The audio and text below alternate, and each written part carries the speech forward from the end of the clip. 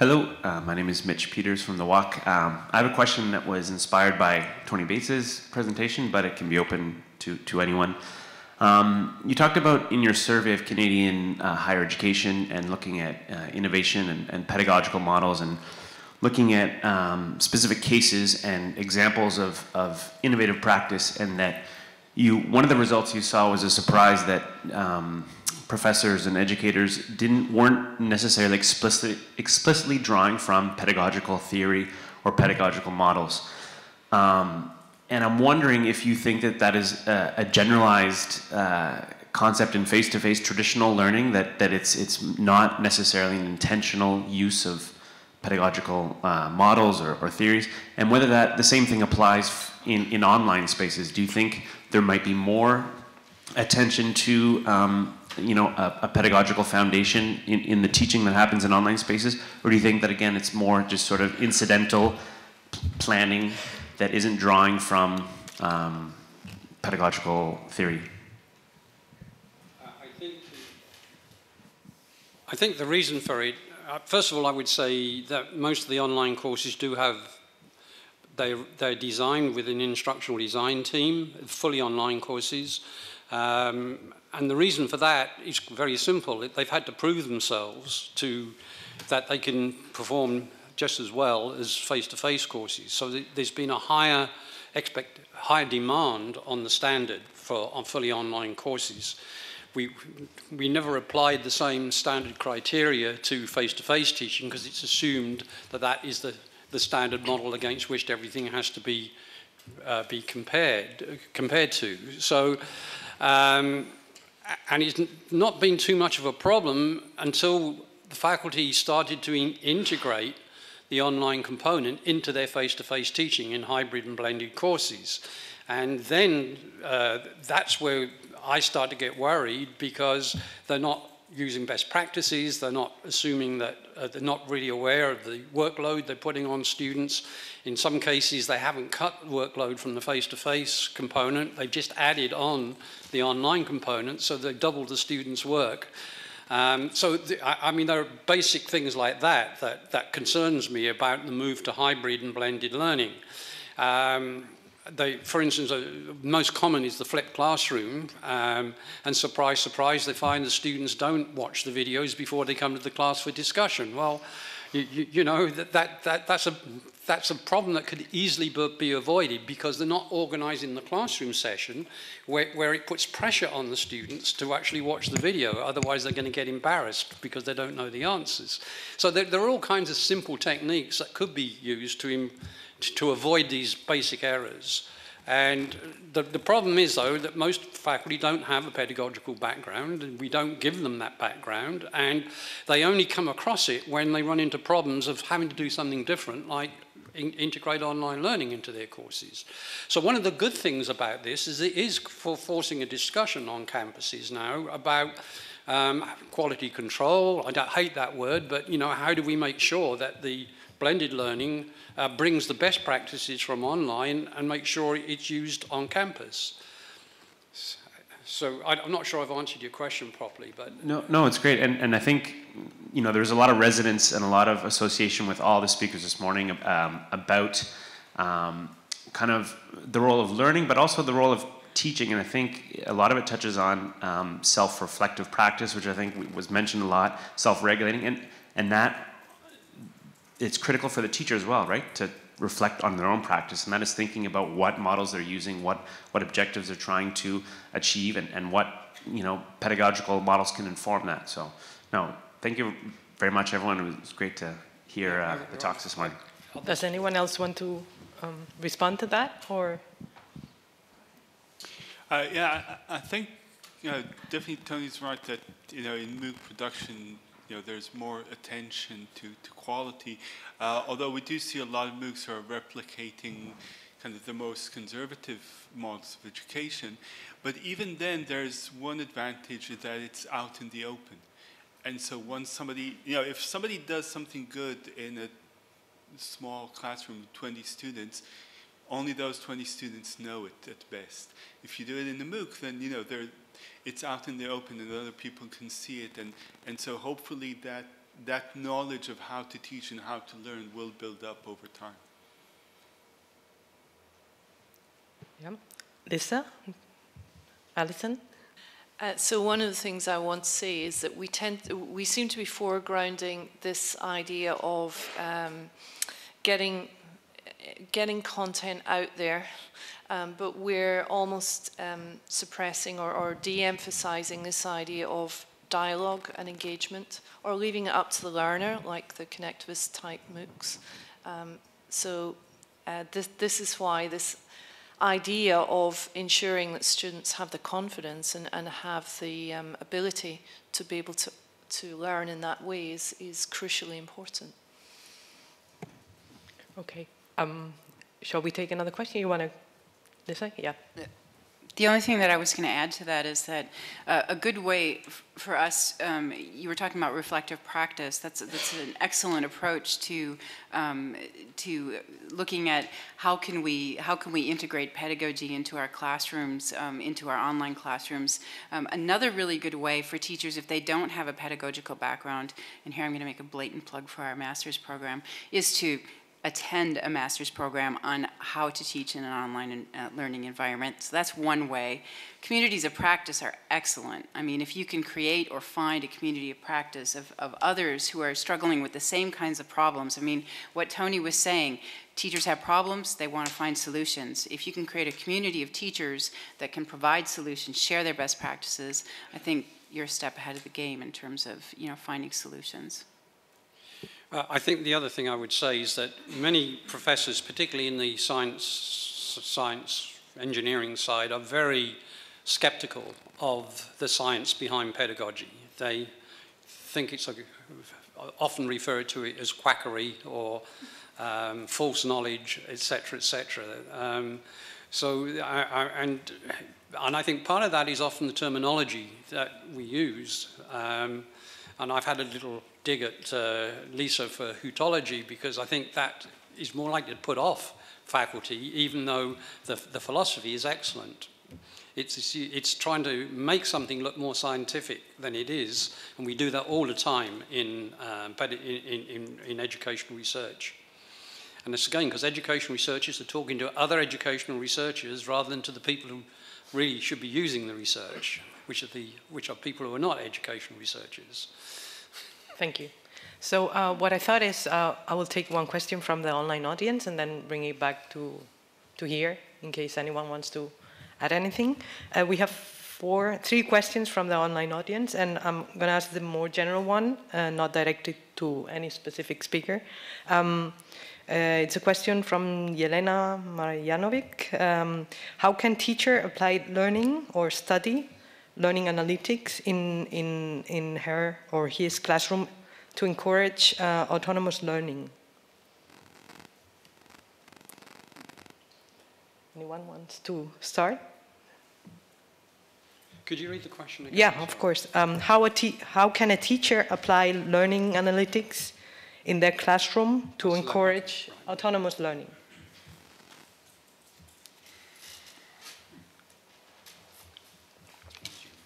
If I could just make a start. In terms of autonomous learning, there's lots of research that we know about the various factors and conditions that can promote autonomous learning. So we mentioned earlier confidence, motivation, self-efficacy, and other conditions. We also have a range of different tools and supports that can encourage people to behave like an autonomous learner. If I can give us an illustration, we've done with Colin Milligan and others, we've done a range of different studies where we've looked at self-regulation in massive open online courses. And to paraphrase, in general, we find that people who are very self-regulated tend to have wide networks. They draw on a range of different sources. They know what their goals are, both long and short term. Whatever they do is focused around their own goals, and they just have the confidence and motivation to achieve those goals, and they tend to reflect on what they're doing as well.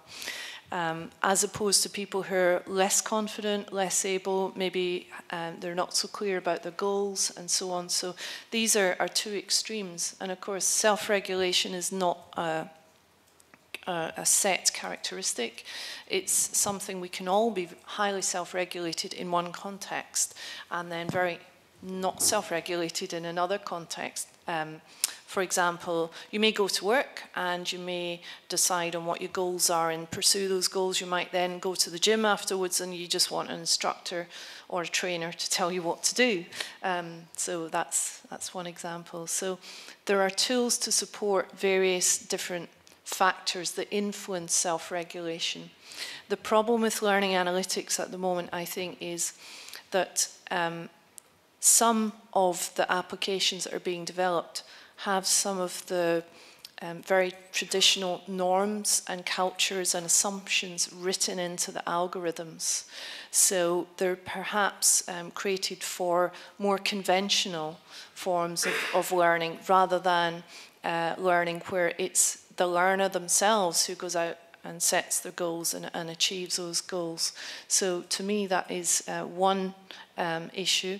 Another issue is the kind of data that we need to draw on is very complex and tends to take into consideration not just what a learner will do in a classroom, but much more encompassing than that. So we need to be able to gather data that reflects all different parts of the learner's life and then analyse that. It is very complex. However, if we move in that direction, we will make progress.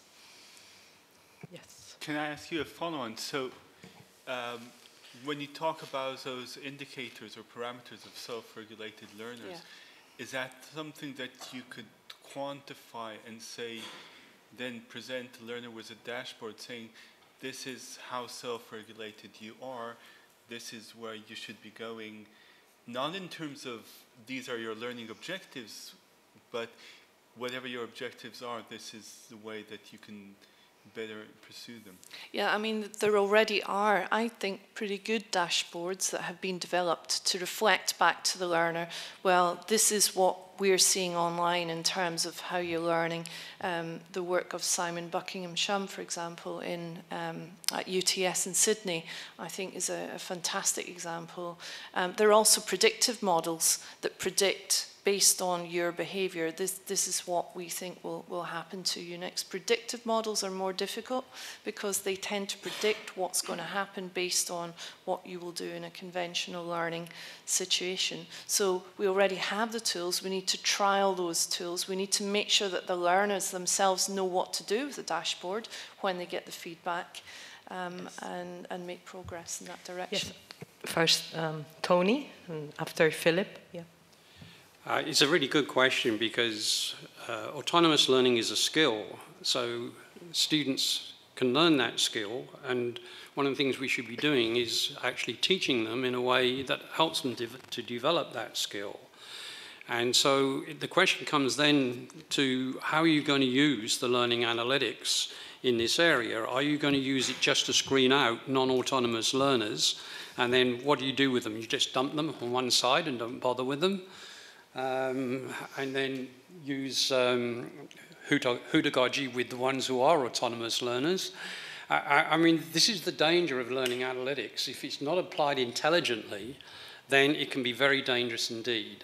And but on the other hand, if you want as a teacher to identify which of your students are autonomous learners already, and you want to focus on the ones who aren't, then learning analytics could be very useful for you. I have a question for the other panelists. Have you come across any tools, and I'm not sure they have to be dashboards, they could even be more kind of applications that would guide you along, that would help you as autonomous learners?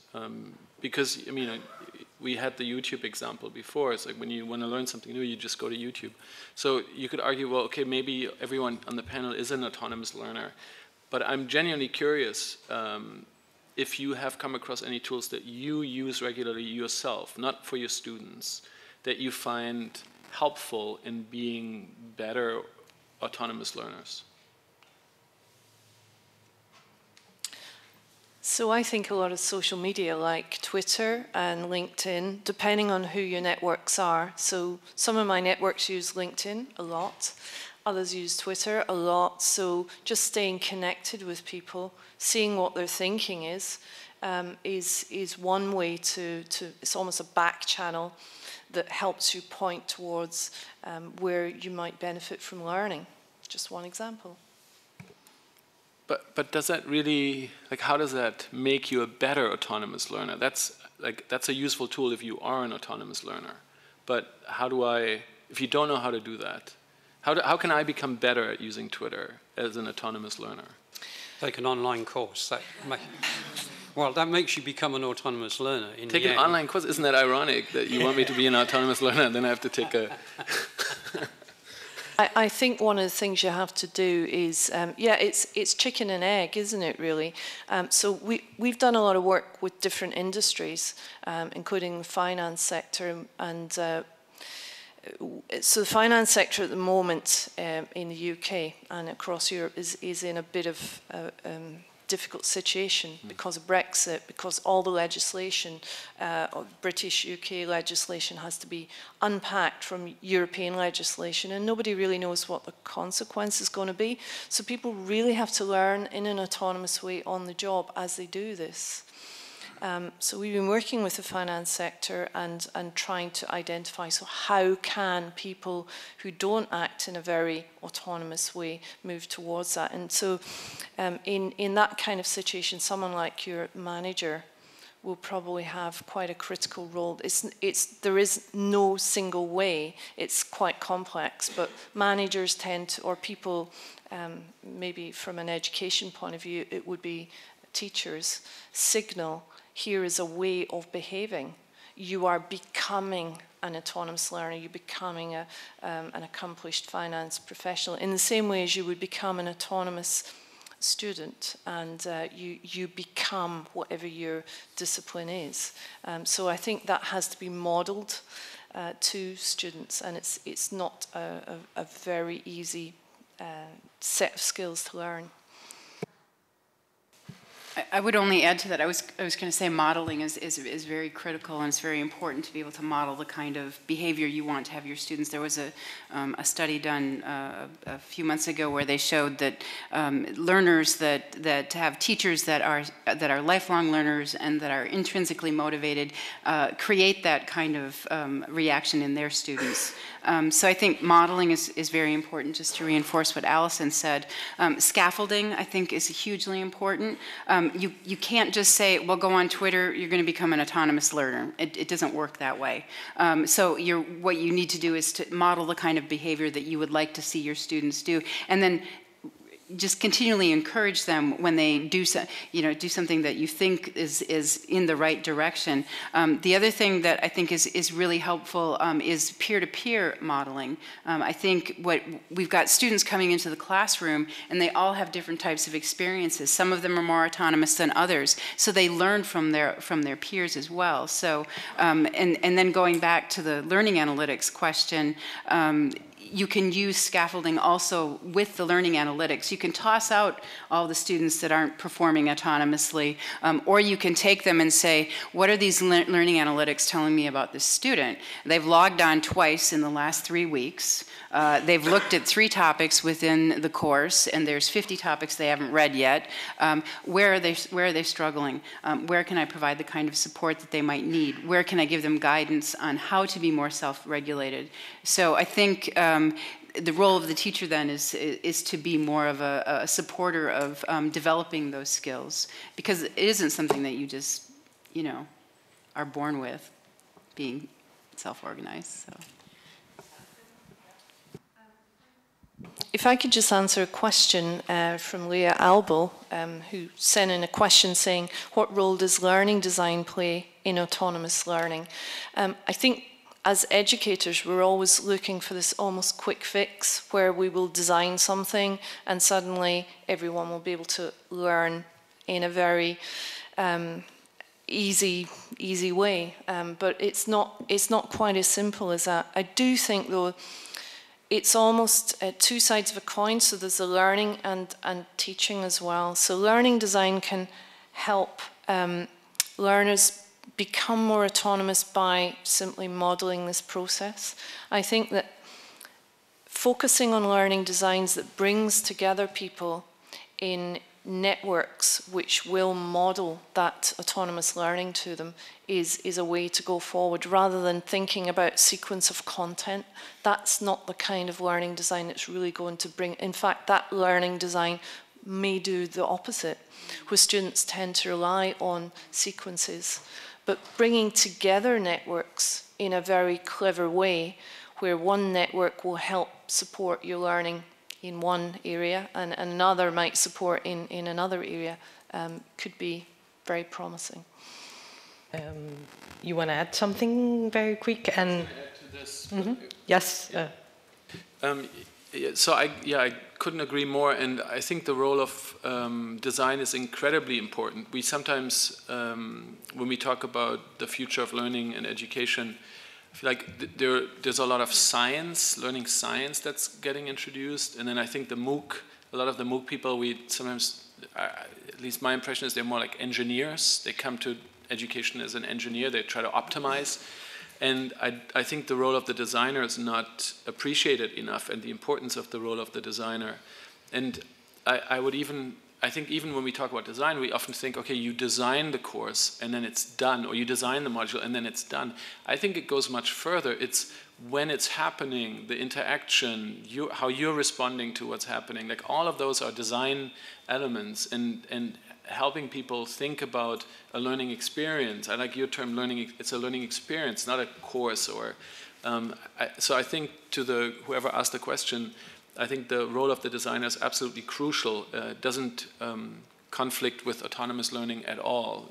Creating a space and an environment and a culture in which autonomous learning can happen requires very careful design, or is greatly enabled by careful design. Yeah, I think basically now you've asked, you've answered also the question, another question that somebody posed on who's building those algorithms, right? Or who should build them, right? So I don't know if you want to add anything to that, because we have like questions from the audience.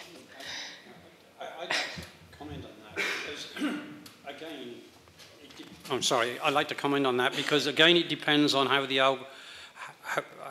the learning analytics are designed and who's involved in the design process. Now, ideally, it should be a team of pedagogues, subject experts, and computer software engineers. But often it isn't. It's just the software engineer using their own model of what they think learning is. And that is really, really dangerous because computer scientists often come from a very behaviorist approach to learning. And everything we've been talking about today has been sort of anti-behaviorist. So I don't have a problem with computer scientists being involved in developing algorithms, but I do have a problem in arrogance and not willing to learn from other people in an area in which they're not an expert. Yishay?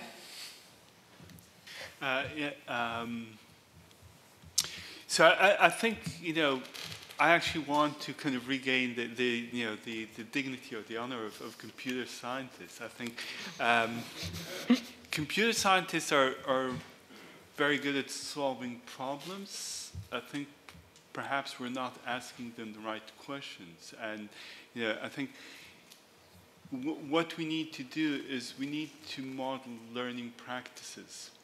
And if we would have a sort of a good enough, clear, rigorous model of learning practices, then learning scientists could, build the analytics for that. Right. So we definitely need to kind of establish a better dialogue between the sort of learning scientists and then the computer scientists to get those analytics that we first need to describe better what we're trying to measure, and then ask them to find a way to measure it, and not just kind of sort of disregard each other and so there's we need to build that dialogue. I also want to go back to the question of design and maybe sort of enforce that distinction between media design and experience design. And I think sometimes, you know, all you need to do is just kind of pose the right question, or even pose something that would provoke somebody else to ask a question, and that's all the design you need to do. You know, you don't need to provide the content because it's there and so on. So, but it's focusing on the person, on the context. You know, invoking a lot of empathy, getting into what Don Shun calls the conversation with the materials of a situation, to realizing that, you know, design is not a one-off thing, which I think was kind of what Philipp was suggesting. So yeah, we need to kind of be clear about what we mean by design. Philipp and then Allison. Philipp? Yeah. Yeah. Well, I want to talk a little more about learning analytics, because I think we often talk about it in this idealized version where we can actually measure all the things that are important, and then we can represent them in ways that individuals can make sense of that information. And I would like to be a little bit more cautious about that, because I think there are some of the most important things that can't be measured, and as we are getting better at measuring, every time we measure, we change systems. People will respond to the fact that we're measuring, and so then their behavior will change. And so I think we're always talking about, like, if only we could measure all the things that are important, then this system will be perfect. And sure, maybe, I don't think we will ever be able to do that, but maybe we would be. But as we are moving in that direction and we're measuring very imperfectly, we are creating a lot of negative incentives, or the wrong incentives for people to behave. So the negative effect on learning that learning analytics can have and do have, I think we don't talk about enough. And so, yeah, I always remember there's a big education technology company that launched their new initiative at the Media Lab a few years ago. And it was all very polished and important speakers. And someone from the audience said, so how exactly are you going to measure curiosity?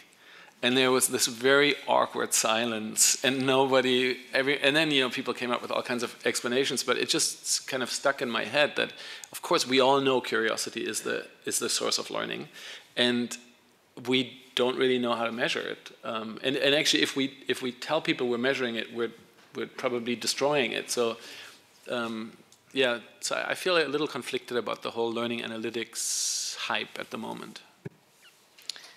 Well, following on from that, a lot of learning practice and teaching practice is indeed tacit. So some of it is explicit and can be represented in different ways, and other aspects are tacit.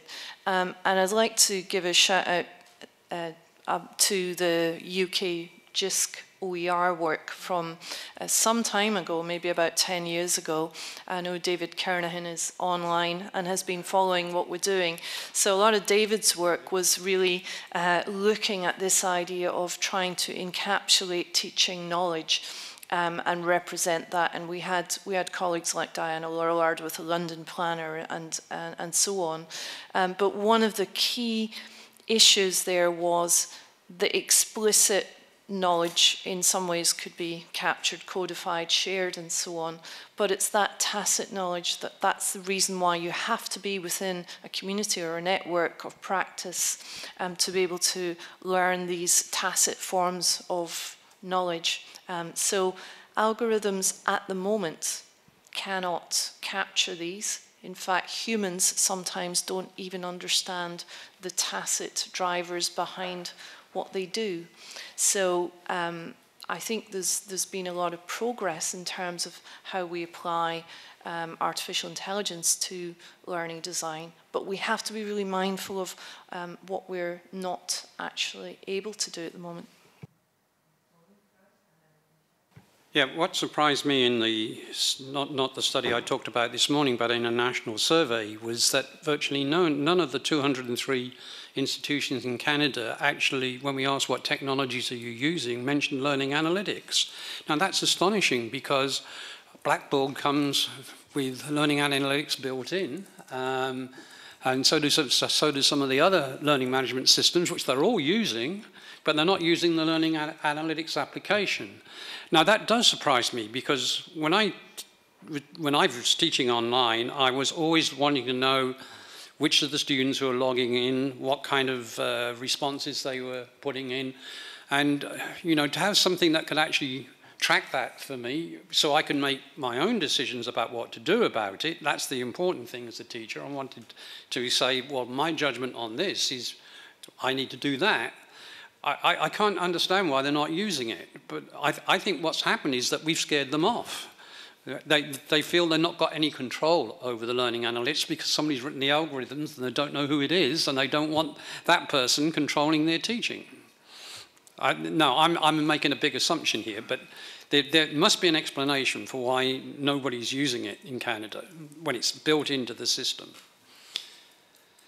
It seems to me that tracking logins is as much of an algorithm, though, right?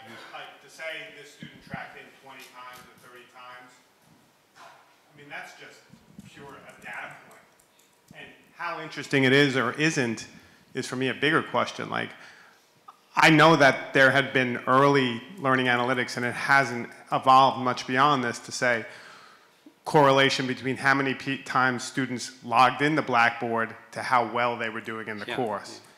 And for me, I just think that's, I mean, it's almost embarrassing how little that provides us as insight. And this is what we're calling learning analytics. So not only on top of that, but it hasn't progressed really in any real ways. And I think the hype around it is so empty because there's so little there that I've seen. So maybe I'm wrong, and you guys can respond to that. But is there real data that's valuable? So first, I don't know the answer to that question because, you know, I don't consider myself an expert on learning analytics, and I don't know what the kind of, you know, the forefront of research at the moment is. But there might be another factor, and that is, I think, Tony, you are probably a very well self-regulated teacher. So you assume that all teachers want to actually see the effect of their teaching and adjust and adapt. And I'm not sure that's a good description of the general population. And I think, you know, just like a lot of learners are just trying to cope and to survive, you know, universities, so I suspect the same is true for a lot of teachers, and that's why they're not looking for that data, whether it's through analytics or through the standard Moodle reports, which give you that indicators. I wanted to sort of respond to something you said, Allison, and this is a bit of stream of consciousness, just an idea that came up while you were saying that a lot of the practices of teaching and learning are tacit. Now, again, if we talk about our skills as autonomous learners, one of the characteristics is sort of the meta-reflection, right? That we reflect on our own processes of learning. So here's an idea. If we would then articulate those reflections, right? So we would keep a log of how we learn, and then someone would mine those logs to actually model the way that we learn, and you know, build analytics or build guidance for others based on that. So using the meta-reflection of learners as a basis for analytics. It's a fascinating idea, and it's a challenge that's not trivial, I think, for the people who are developing algorithms. So, well, for a start, how do we gather those meta-reflections? How do we actually know how we're learning? It's quite a complex skill in itself. And then how do we support others? Because not everyone learns the same way. But yes, it's a very interesting idea and the kind of direction that we should go in. And not only should we think about some of the behavioral and cognitive measurements that we can make, but there's very promising work looking at affective you know, emotions, like tracking people and seeing the emotions that they have. Though some of that is quite challenging in the sense that, you know, can we really look at someone's face and look at, you know, interpret the emotion they have and make a lot of assumptions about that.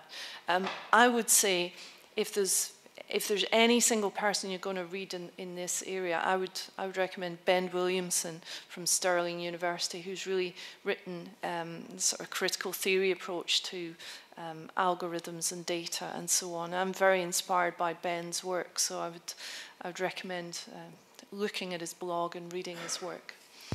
Okay, so I think we can take 2 more questions from the audience. I think Mitchell. Greg, you sent a question in Twitter. Do you wanna? Is it related to this? Great. No.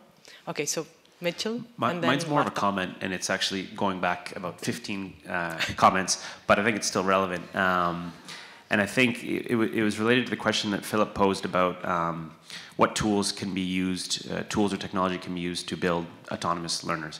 And I think sometimes we need to step away from technology in order to build autonomous learners. I think that, you know, people were mentioning the new sciences of learning. I think those have a lot to contribute to teaching and learning practices in higher education.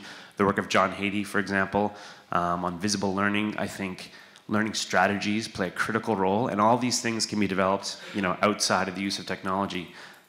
Self-regulated learning, Hatie's research, and this is stuff that I incorporate in my own teaching. Hatie's research says that, you know, all learners essentially, even highly successful adult learners, need support to regulate their own learning. You know, so I think that working on building that into subjects and disciplines, learning strategies is a very important way. He talks about deliberate practice and concentration being 2 important skills for learning. So I think talking about that, like learning involves deliberate practice. What does that mean? We need to kind of break down the constituent parts of what learning is and build that for our students. So I think those are some of the comments I wanted to make concerning how to build towards autonomous learners and self-determined learners. I don't know if anyone wants to reply to that. If not, Marta, you have a question? Yeah. And then Brian, I don't know, you sent a question a while ago. Maybe you want to just, yeah. Hi. Well, I'm reflecting thanks to all your, sharing here. And I'm saying that, well, we live in this society I call the fast food society, which is like, I want it all, I want it now, and with no effort. So our learners are the result of this society. So if I want to know about something, I go to, and Google it, and then I got the answer. If I want to know how to build a house, I go to YouTube, and then I know how to do it. And I think this is hindering creativity, no? And also I'm seeing that when we talk about learner-centered and looking for these autonomous learners, we saw the image of these learners surrounded by apps, options, networks, all these external things, no? So, which is, I think it's perfect, and obviously we live in an environment, but what I'm thinking is, what about the inner part of the learners? Are we really sharing what is learning, the value of learning? And are they aware of how they learn, why they learn, and so on? I mean, are we helping them to be responsible of ourselves? Because it's like, I'm not learning because this teacher is not good. And then I need an app for this and that and that and that. It's like everything is external. So I'm missing a little the inner part of the learner. And I think it's a general problem we have with this fast food society. We don't want to look inside, everything is outside. And then how are we going to help them to become autonomous if they don't know themselves, for instance? So Lisa? One of the things that I do within my graduate courses, students are required to keep a reflective learning journal, and this is reviewed throughout the semester. It isn't something that's private for them. It's something that they keep throughout the semester, and then they receive formative feedback throughout the semester. And what I notice happens, I agree with you 100%. I mean, there needs to be opportunities for reflection in order to encourage any kind of deeper thinking to really build those metacognitive skills. And so what I'll do is I'll say, okay, what we do in the course is we ask them to think about certain definitions, certain preconceptions they have about distance education and e-learning, and they have to write about them. And usually what you'll find is initially, unless they're practiced at reflection, they'll just report on what they learned or what they read. Yeah, and so as an instructor, what you need to do is you need to get them to dig deeper.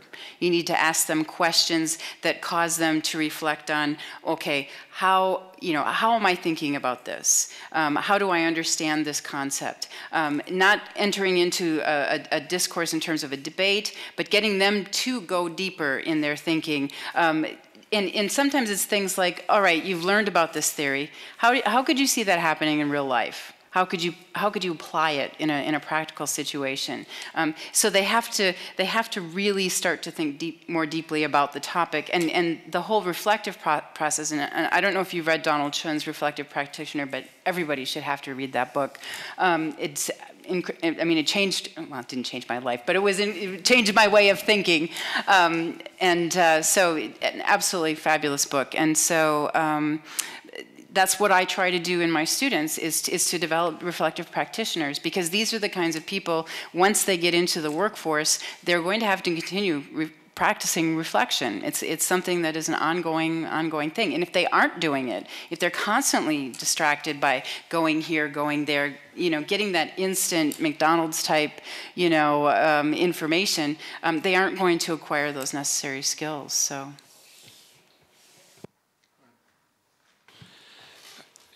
This is the fundamental question you've asked about what is the nature of higher education, and it's basically to move away from externalities into generalizations and abstractions and integrate that into your own concept of knowledge. I mean, this is, if we're talking about pushing the boundaries, actually this is within the boundaries already of higher education, and we've so very rarely achieved that as instructors and teachers. So we have a lot on performance skills, how to mend a bike, flat tire in a bike and so on.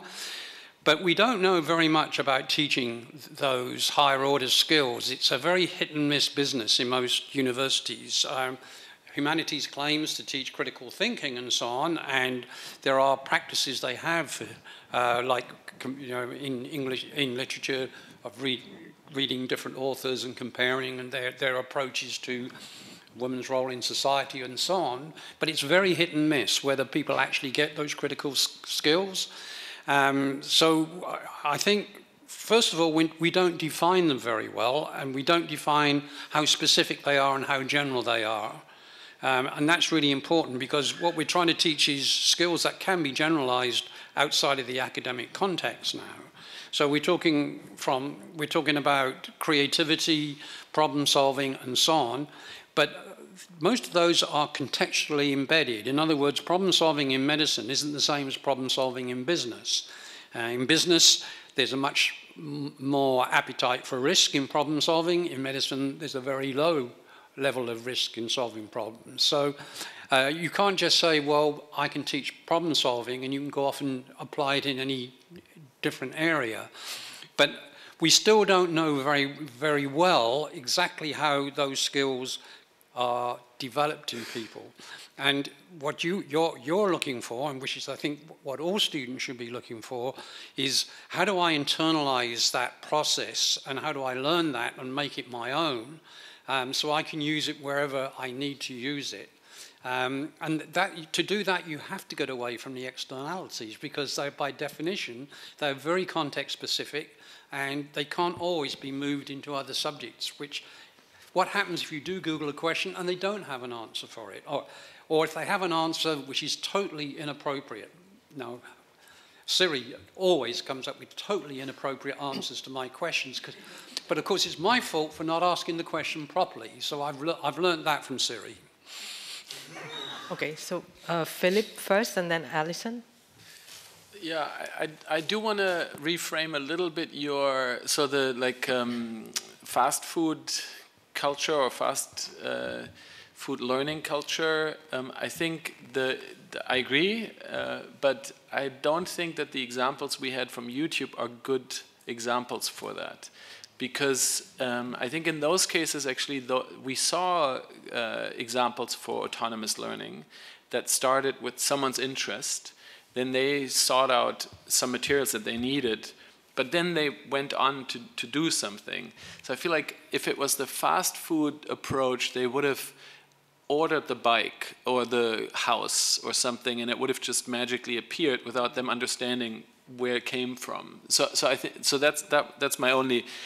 But then I want to answer Greg's question, which he refuses to ask in the audience, because I think it's related, which is professors tell their students to think for themselves, but do professors really want that? And I think it's connected to the fast food thing, because on one hand we say, well, we don't want people to embrace this fast food culture. But on the other hand, we tell them, well, you're going to eat this course in these little pieces, one after the other, in the order that I give them to you. And if you're going to do something else, I'm going to give you a bad grade. So I think there is that tension, right? Like if we can't create spaces where the students aren't allowed to not be fast food learners and then complain about it. Yeah, so I guess a little bit mixed impressions, reflections on both of your questions. Allison, and then we'll open it to the audience. Oh. Tony touched upon a very important point. So one of the things you said was solving a problem in education or learning where you can learn through failure is very different from solving a problem in medicine where you can't. And I think this idea of culture is one that we haven't really talked about, but is really pertinent to what we're discussing. So different institutions, different disciplines, different countries, different peoples have different cultures, and that influences very much not just what we learn, but how we learn it, and what are the acceptable values and norms. To me, one of the reasons why it's difficult to innovate within education is because there's a very pervasive culture within education. There are ways that we are expected to be, and to try to change those ways fundamentally from within is proving very, very difficult, if not impossible. So what we see is innovations almost on the outside of the shall we say, and now I'm making judgments about what's the core of education. So outside the long-standing institutions that we recognise as universities have been there for often centuries. So the innovation is happening in newer organisations that are starting up with a completely different culture. So, Yishay, you want to answer quickly or respond quickly? Just want to add one word, but wrap it a bit. I mean, we were talking about essentially the qualities that, the internal qualities that we want to have in learners, and how do we support and foster those, and mentioned reflection, and we mentioned critical thinking, but I think there's one more word to add to that, and that's playfulness. And that's doing something for its own sake and having the freedom to make mistakes and try over. And so the kind of these ideas I think have surfaced on the table, but just putting the title playfulness on them is my addition. Sorry, but this is too good. And I was just at a different conference, and someone was talking about Posse Sal Burke's 3 recommendations to school system innovators. He's one of the people who were pretty fundamental in the Finnish school system design that everyone talks about. And he said, find your own solution. So don't copy Finland, right? Like find the one that's relevant. Build networks of educators so they can support each other. And then the last one is have fun. And I feel like that playfulness we often forget about. We're so serious, but this should all be fun. I mean, like, if you can't have fun in the university, then where on earth are you gonna have fun? Okay, so now Brian, and then... I know if I can't have fun at an administrative budget meeting, then I'm just doing it.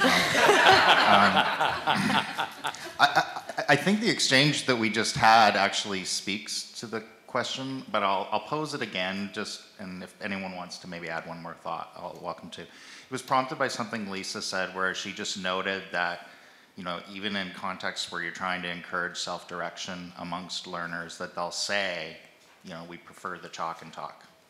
So I guess I just, you know, the thought I had immediately was, you know, what are some actual ways you address that? And I feel like the discussion you have does lie that, but I'd invite you if you want to speak more specifically to that. It's hugely challenging.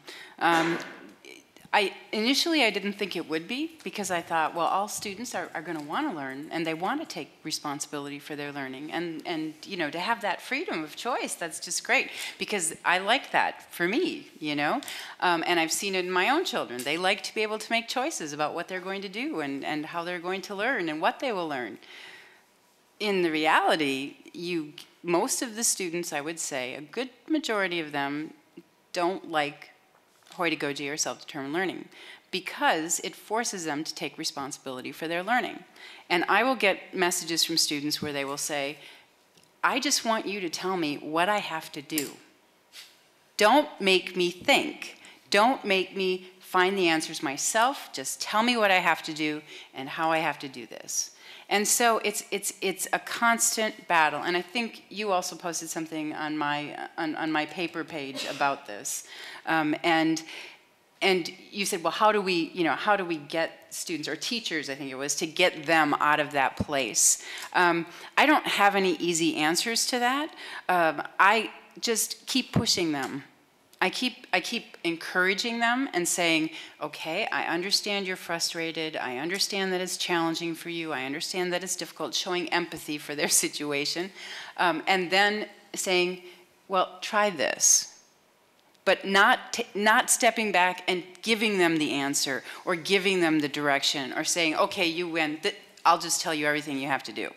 And what happens is there's a certain evolution over time where the student will start to actually enjoy the process, but they don't like it initially, and none of us do, being pushed out of our comfort zones. Yeah? You were talking about your board meeting. What if all of a sudden, you know, you're in your administrative budget meeting and they say, all right, you come up with a budget. You know, well, no, that's not my job. I don't do that. That's not the rules. You know, this is how things work. And students, by the time they get to graduate school, they know the game. They know how the game works, and they know what they have to do to get the grade, to get the certification. And if somebody comes along with a different idea and says, all right, you think for yourself, you decide how you're going to learn, what you're going to learn, it changes the rules. And students don't like having the rules changed. Teachers don't like the rules changed. So my only advice is to continually try to push them out of their comfort zones. And once they get out of their comfort zones, it's very uncomfortable. They don't like it. But in the end, many of the students will come back and say, I learned so much more because it pushed me out of my comfort zone. It made me take responsibility for my learning.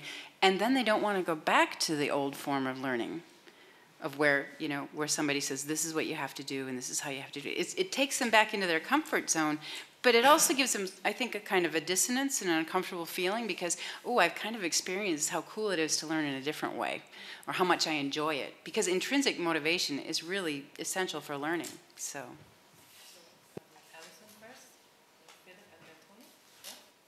I think this is an illustration of the issue of culture. If the dominant culture is you're being taught and then you sit exams and you have the grades for those exams and that is the way that you get your qualification in the end, that's very different from being in a situation which is not the whole part of what you're learning. So there's suddenly a new culture introduced where you're expected to set your own goals and be more active in your learning. Some of these learners who are learning in a very passive way, where they want others to regulate their learning for them, will then go into jobs, and they could be very highly self-regulated learners in the jobs that they're in because they have challenges and they can't go on a training course to learn because they are becoming the expert. But then the culture in their job role is likely to be very different. If you then take that person and you put them in a very highly regulated job role, like in a call center or something, their behavior is very likely to change. So a lot of it's to do with the culture and the environments that we find ourselves in, which poses problems for us when we're looking at digital environments where you have many different cultures that are almost superimposed. So then what is the dominant culture there? Yeah, and I think students are very good at understanding how they can succeed at what we tell them is success. And if we tell them success is getting good grades through an exam at the end of the class and finishing your university in record time, then experiments in pedagogy are a distraction.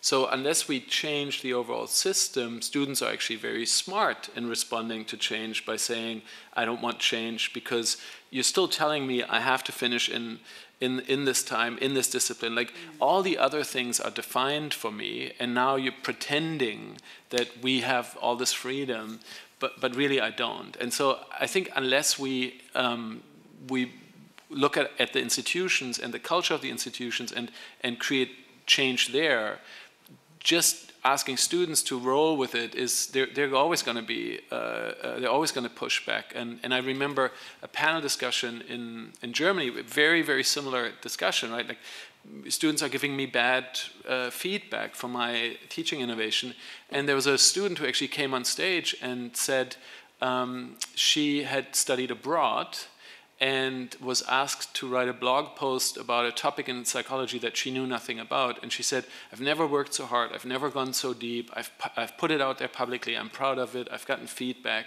And she's like, I want more of that. I think if the overall structure rewards that kind of learning, students will want to do it, and especially if they're supported. Like, I mean, this is, you know, we are not representative also, I would say. If they're supported by teachers and lecturers and professors like you, I think they'll embrace it.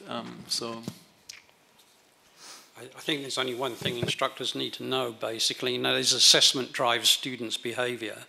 Yes. The students will respond to what has enabled them to succeed in the past and get through whatever kind of assessment we set them. If we want to move away from, if we want to encourage critical thinking and so on, we have to set authentic tasks for students, and that has to be the assessment in solving that authentic task. And that can be done in lots of ways. It can be done through project work, it can be done through co-op-based learning, where they work in industry, for instance, while they're studying and applying what they're learning in industry.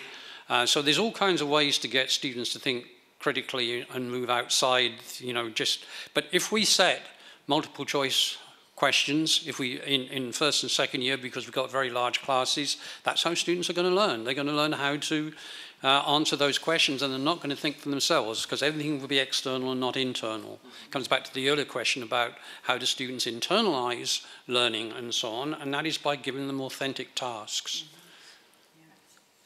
I agree with Tony that assessment drives learning, though we have to think about what are the motivations of students nowadays. So, for example, in MOOCs, we wondered in the beginning, why aren't people completing these courses and carrying out the assessment if there is an assessment at the end?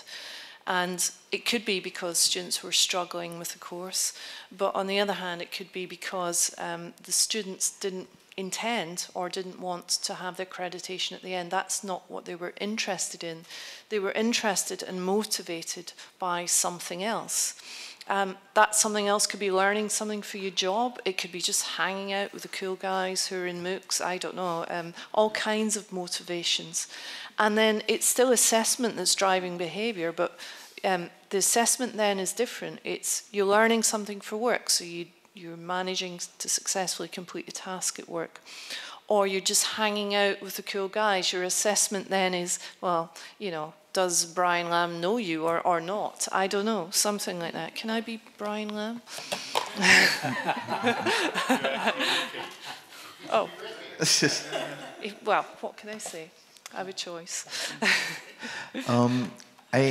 Allow me to share a thought or a feeling that may goes a bit beyond the discussion and brings us back to this room in a way, or to this context of this place where we have a strike, where we have a political situation that is unsolved. And what comes back to me when I listen to you, Tony, talking about critical thinking, and we had this fast food discussion, I'm just, in a way, wanting to address this question. When I remember my own studying, I felt one thing that was really, really valuable was the possibility, like we are able to do it now in presence, to discuss current issues. So we had maybe a student movement and we would do certain activities, but it just came out of the moment of being present with each other. And the professor had a responsibility in a way to facilitate these questions and these unsolved issues.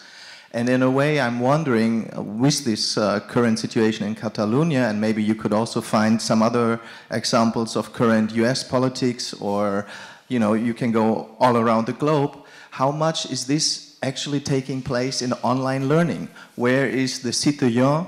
Where is the, let's say, critical thinking professor that enables his students or communities to do this kind of interaction, to maybe leave the curriculum aside and to say, okay, this is more important. Maybe today we will not talk about ABC, but we talk about what's happening on the street, what's happening tonight in Plaza Catalunya.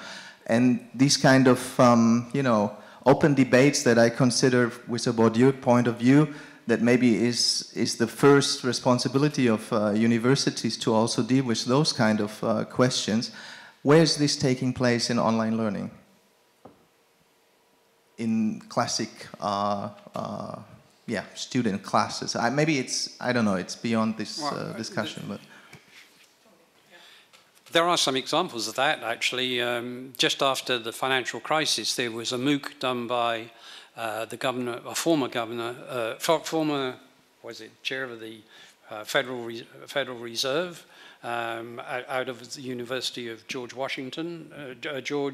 Mason University in Washington, that dealt with the economic crisis and why the government had behaved the way it did. And it was a MOOC, and it was a very good MOOC. Didn't have a lot of people following it because not many people were interested in economic policy, but it in fact explained why there were lots of people unemployed, why the housing market collapsed in the US and so on. Now, I don't see why WOC couldn't do a MOOC on the constitutional crisis in Catalonia. I mean, it will be an ideal topic for a MOOC. I mean, in a way, WOC is responding exactly in the right way by closing. Right, so the students and the faculty are out there right now, debating, discussing. Look, it's authentic. They're learning. So by definition, I think some of those things are hard to do online because they tend to happen out there in the real world. But I do think you make a very good point, and I don't have an answer for it, which is this fragmentation into opinion bubbles online, where you are more and more only talking to people you already agree with. So you're never faced with a difficult kind of threatening your own identity opinion, where you would change dramatically in the process, which I think higher education could play that role and has maybe historically played that role for more students.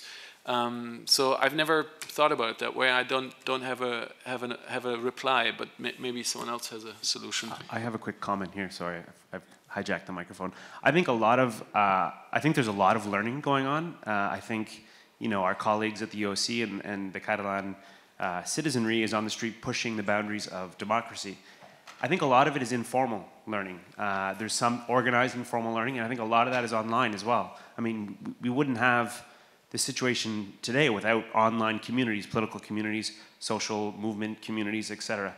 I think the challenge for online higher education and higher education in general is connecting. How do we connect the informal learning that is happening, the political, social movements that are happening in informal spaces? How do we connect that with learning that's in the classroom? So I think that is a comment I wanted to make. Okay, I think I'd like to comment on that in two separate ways. So one is, one of the projects I'm most proud of was working with Amnesty on their MOOCs on freedom of speech and human rights. And so there's an example of using online learning for actually, forefronting issues of value and allowing people to learn about. And it was done a lot through reviewing cases and conversation between different people, and it was actually a platform for people coming from different cultures to discuss these issues of human rights and freedom of speech and how these are projected into different cultures. So that's one way to look at it, that, you know, the online space is another space where we can educate, and not just about disciplines, but about values. But the other aspect of it is what I call the, you know, the hybridity of the environment in which we operate. So again, you know, 10, 20 years ago, the only interface I would have with my students was the time we spend in classroom. So therefore, if I thought something was important to, you know, to put forward, something happened, I would say, look, we need to stop the lesson because this happened. And of course, I would be taking perhaps a certain risk there, but, you know, that's the only platform I had. Today, you know, I have my presence all over the internet, and my colleagues, my students, you know, can kind of, they can sort of observe my political persona or my social persona or whatever. So, you know, I kind of have an obligation to you know, to be there as a sort of educational figure wherever I am. I mean, thanks for replying, but just if I may add one thought to it. The examples that you gave, the two of you, to me are demonstrating what is possible in terms of applying the potential of the net. So you may do an extra MOOC, you may have certain groups that you can engage with, and it's much more, you know, social media extension, and all of this is working. But what I mean in terms of what I try to refer to is the idea of Bourdieu's responsibility dimension as a professor to take action within your course that has nothing to see with the curriculum that was designed for a different purpose. In that regard, I don't know if I make my point clear, I'm wondering if the thesis would be in the direction that the online learning through the pre-formatting is by principle more neutral, more you know, impolitical, and in that regard maybe has less to contribute to a political discussion that may be that might be more needed now than any time before. So I don't know if I'm right, but I'm wondering how much online learning in that regard is lessening the possibility. If I want to educate people to take responsibility, I can't do that by providing them a fixed sequence of content to consume. Yeah, but let me respond from a traditional open or distance education perspective, is that, you know, industrialization, getting the cost of education down. When we have a bespoke model that is totally dependent on the magic moment of that classroom and the individual control of the teacher to change things on the fly, we have gotten a long ways away from that in the open and distance learning model. And we see it as well with the adjuncts who are running most of our classrooms are terrified that they're not going to be employed next term. That freedom that comes with academia has been taken away from many academics or teachers.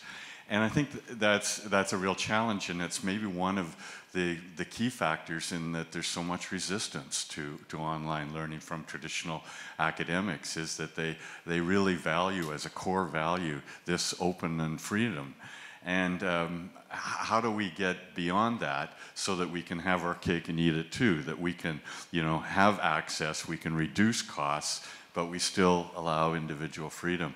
And I think that's a huge challenge. And I guess, you know, just a partial solution might be to you know, recognize the human component and sort of empower our adjunct and our lowly empowered teachers to take a chance on empowering their students when those opportunities arise.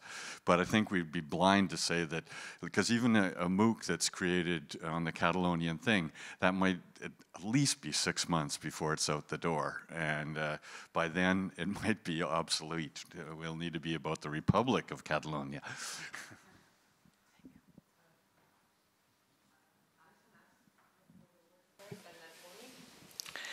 Yeah, I think that's a really important point about organisational change, and it's a big challenge for universities, especially open universities, to be cost effective, to be relevant for today's society, and to recognise the values that academics and everyone in the university, media specialists and others have. So I'd be interested in hearing people's ideas about organisational change methods that we might use to be able to transform organisations, because it's this big elephant in the room. It's like we can innovate, we can reinvent, but we can't somehow change some of these incredible organisations that have been built up over centuries with these ingrained practices. So how are we going to make them relevant for today's society, or should we just abandon them? Yeah, I'm not quite sure how to respond to your point, in the sense that I don't think it's a function of online or not online. I think it's a function of what a professor sees the responsibility as being. And it could be, if that professor has accepts your thinking, then they can use both online and face-to-face in order to address the issue. So I don't think it's a function of nature. Now, Terry makes a really good point that the traditional models of online learning, with an upfront development time of 2 years or a MOOC to take 6 months, is totally inadequate to deal with this kind of situation. But if we look at what's happened in sort of pseudo, I won't call them pseudo, but partial revolutionary movements like the Arab Spring and so on, that was totally driven by online behaviour and social media and bringing people together through the power of online connections. So it's not a question of is online revolutionary or counter-revolutionary, it's a question of how it's used. The second issue, I think, is a much more difficult one, and that is what is the responsibility of a professor who's teaching one course to suddenly move out of that course into a situation that everybody's concerned about? And I'm not sure I can answer that question, because I think every professor has to answer that for themselves. That's the whole point of having academic freedom. And so I can't say that a teacher is less responsible because they go on teaching physics. Now, whether they do it today, that's another matter. But if they go on tomorrow and teach physics, I think that's their decision. And I wouldn't like to say they're right or wrong if they decide to do that. Okay, so academic freedom has to work both ways. It has to be the freedom not to do things as well as to do things. Okay, so Philipp, and then if you don't mind, we'll have the students panel. Sure. It will be shorter, but I really want to hear their voice, and they great. prepared for it, so want to give them a chance. So quickly, I do think that there is something about the formats that supports a certain kind of discourse, and that the predominant formats of online learning don't support this kind of education experience or learning experience very well. I think you're right, Tony, that there's no reason why it should be limited, but just the reality is that the systems are set up. If you do an online course, there's a media production team, there's an instructional designer, etc., etc. It's not, there's no, you would have to work very hard, I think, as an academic to run an online course that would be so discursive and respond to current events. And so I think it has to do with online. As if more and more is moving online and we don't find ways to support this kind of learning online, we are going to end up in a space where there's less and less of it. And I do think Mitch's point is important, that the things are happening out there, but the university hasn't found a way to connect to it. And so I would love to see a course that lets students participate in actual social movements as they are happening, and then reflect on the experience and maybe compare what they are seeing in different communities. I think that would be absolutely fascinating. That would actually be more interesting at large scale online than it would be with 8 people sitting in a circle at a physical university.